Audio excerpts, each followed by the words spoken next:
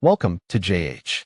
Today we're looking at Olyndra London, a fashion brand that claims to sell everything from hoodies to trousers with a focus on confidence and modern design. It sounds lovely, provided you don't look too closely at the details. But is this website actually a legitimate fashion house, or just a well-dressed digital trap? Let's dig into the evidence together. First, let's talk about those glowing reviews. Their website boasts a near-perfect 4.8-star rating from over 5,000 happy customers, which is impressive if you're the type of person who believes everything you read on the internet. However, a quick trip to Trustpilot reveals a much grimmer reality with a dismal 2.5-star rating.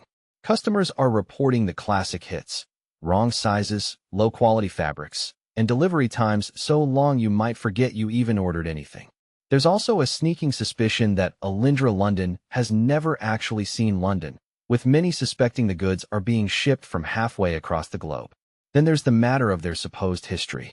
The website proudly claims they've been around since 2002, which would be impressive if the domain hadn't been registered in February 2025.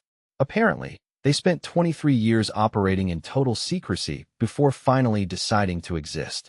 They also introduce us to their visionary founders, Claire and Katie, whose photos are either stock images or stolen from other corners of the web.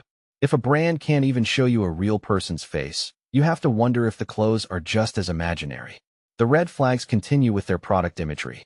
While the site looks professional, a reverse image search reveals that many of these photos were simply borrowed from other websites. It's a bold strategy to sell clothes using pictures of items you don't actually own.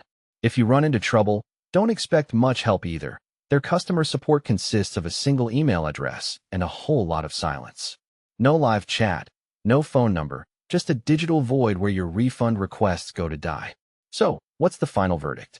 Based on the fake history, the stolen photos, and the mountain of complaints, Olyndra London is looking less like a fashion brand and more like a masterclass in misleading marketing.